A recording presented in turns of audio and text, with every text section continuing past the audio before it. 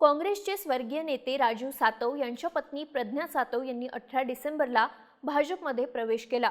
हा प्रवेश एवढा गुपित होता की पक्षाच्या वरिष्ठांपासून ते जिल्हाध्यक्षांपर्यंत कुणालाही आदल्या दिवशीपर्यंत याची जराही भनक नव्हती।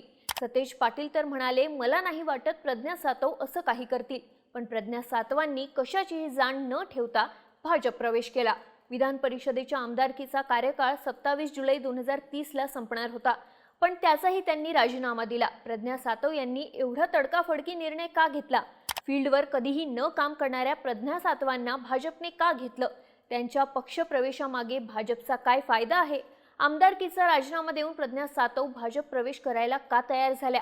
सगळं जाणून घेऊ या व्हिडिओमधून। नमस्कार, मी दिव्या आणि तुम्ही पाहताय बोलभिडू। प्रज्ञा सातवांची हिंगोलीत किंवा राजकारणात अशी किती ताकद आहे की त्यांच्या पक्षप्रवेशाच्या एवढ्या चर्चा झाल्या?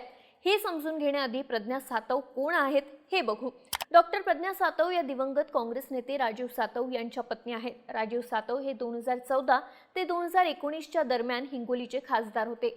गांधी घराण्याच्या अत्यंत जवळचे असलेल्या राजीव सातव यांचं 2021 मध्ये आजारपणामुळे निधन झालं। प्रज्ञा सातव या महाराष्ट्र प्रदेश काँग्रेसच्या उपाध्यक्ष आणि विधान परिषदेच्या आमदार होत्या। काँग्रेस नेते शरद रणपिसे यांच्या निधनामुळे रिक्त झालेल्या जागेवर 2021 मध्ये विधान परिषदेवर त्यांची बिनविरोध निवड झाली होती। राजीव सातव यांनी काँग्रेसमध्ये राष्ट्रीय स्तरावर स्वतःचे स्थान निर्माण केलं होतं। ते राहुल गांधी यांच्या विश्वासू सहकाऱ्यांपैकी एक म्हणून ओळखले जात होते। 2014च्या मोदी लाटेत महाराष्ट्रात काँग्रेस पक्षाचे केवळ 2 खासदार निवडून आले होते, एक अशोक चव्हाण आणि दुसरे राजीव सातव। त्यामुळे राजीव सातव प्रचंड चर्चेत आले होते। त्यानंतर राजीव सातव यांनी काँग्रेसच्या राष्ट्रीय वर्तुळात स्वतःचं स्थान निर्माण केलं होतं। त्यांच्या निधनानंतर काँग्रेसने प्रज्ञा सातव यांना विधान परिषदेची संधी दिली। त्यानंतर 2024 मध्ये झालेल्या निवडणुकीत काँग्रेसकडून त्या दुसऱ्यांदा विधान परिषदेवर निवडून आल्या। 2030 पर्यंत त्यांचा कार्यकाळ असतानाही त्यांनी या आमदारकीचा राजीनामा दिला। एवढ्या तडकाफडकी घेतलेल्या या निर्णयामुळे प्रज्ञा सातव यांना नेमकी भाजपकडून काय ऑफर मिळाली?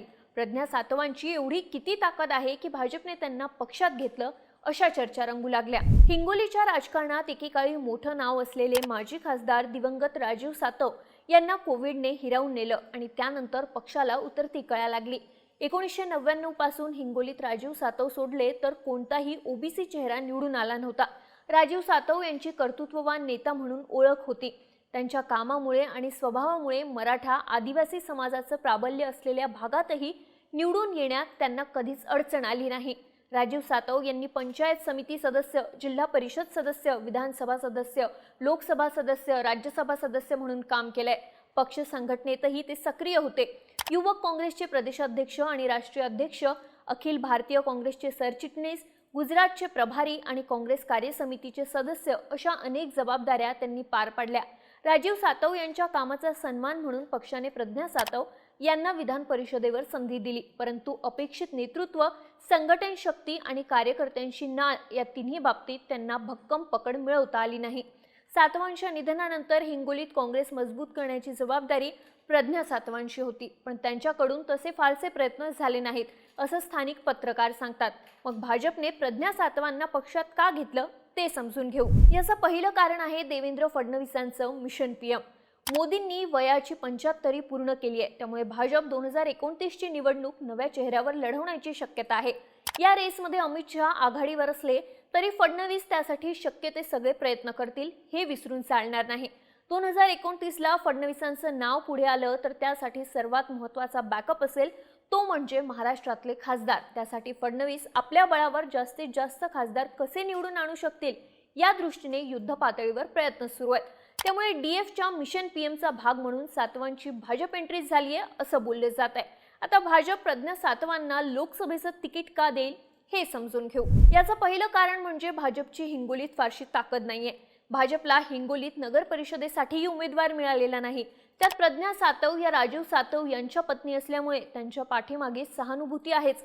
राजीव सातव यांच्या निधनानंतर काँग्रेसने दलित आणि मुस्लिमांना डावलून जो काँग्रेसचा मतदार आहे त्यांनी प्रज्ञा सातवांना उमेदवारी दिली होती। विधानसभेत सातव घराण्याचा कधीही पराभव झाला नाही आणि लोकसभेतही राजीव सातवांनी ती ओळख कायम ठेवली। त्यामुळे हिंगोलीतून भाजपकडे उमेदवार नसताना सध्या तरी त्यांच्यापुढे प्रज्ञा सातव हाच एक पर्याय आहे। दुसरं कारण आहे महिला नेतृत्व। मेघना बोर्डीकरांना सोडलं तर मराठवाड्यात भाजपकडे महिला चेहराच नाहीये. प्रज्ञा सातव यांच्यामुळे भाजपला मराठवाड्यात दुसरं महिला नेतृत्व मिळेल. भविष्यात नारी शक्ती विधेयक मंजूर झालं तर संसदेत 33% जागा महिलांसाठी आरक्षित असतील. त्यामुळे भाजप आत्तापासून त्या दृष्टीने बेगमी करत असल्याचं म्हणता येईल. हिंगोलीत मराठा आणि आदिवासी मतदार जास्त असले तरी राजू सातवांमुळे एक मोठा वर्ग प्रज्ञा सातव यांच्या मागे आहे. राजू सातव यांच्या मातोश्री रजनीताई यांनाही मानणारा एक मोठा वर्ग हिंगोलीत आहे. त्यामुळे काँग्रेसची ही मतं भाजपकडे वळतील. त्यातच भाजपचं संघटन आणि बळ पाठीशी असल्यामुळे प्रज्ञा सातवांना 2029 पर्यंत स्वतःला सिद्ध करण्याची, पक्ष संघटन वाढवण्याची संधी मिळेल. मराठवाड्यातलं काँग्रेस नेतृत्व दिवसेंदिवस कमी होत चाललंय. विलासराव देशमुख यांचं घराणं पक्षाकडे असलं तरी धीरज देशमुखांचाही पराभव झालाय. आता प्रज्ञा सातव यांच्या पक्षप्रवेशामुळे भाजपने काँग्रेसला एक मोठा धक्का दिलाय.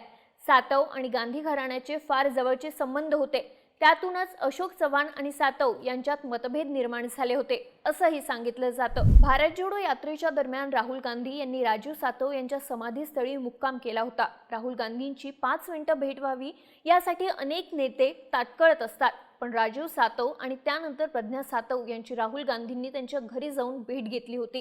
त्यामुळे गांधींच्या अतिशय जवळच्या नेत्याला फोडून भाजपने काँग्रेसचं बळ कमी केल्याचं म्हटलं जातं. 2029 मध्ये प्रज्ञा सातवांना लोकसभेचं तिकीट द्यायचं निश्चित झालंच तर महाविकास आघाडीकडून शिवसेनेच्या ठाकरे गटाचे विद्यमान खासदार नागेश पाटीलच त्यांच्या विरोधात असण्याची शक्यता आहे. ठाकरे गटाची कमी होत असलेली ताकद आणि भाजपचं वाढतं संघटन पाहता भाजपला प्रज्ञा सातवांना निवडून आणण्यासाठी फार कष्ट घ्यावे लागतील असं वाटत नाही. भाजपने इथे स्वबळावर लढण्याचा निर्णय घेतला तर कदाचित शिवसेनेचा शिंदे गट इथून हेमंत पाटलांना तिकीट देईल. तसं झालं तर मात्र भाजपला कसरत करावी लागू शकते. प्रज्ञा सातवांना विधान परिषदेत निवडून येण्यासाठी 23 मतांची आवश्यकता होती. पण सातव या जेमतेम 25 मतं मिळवत काठावर विजयी झाल्या.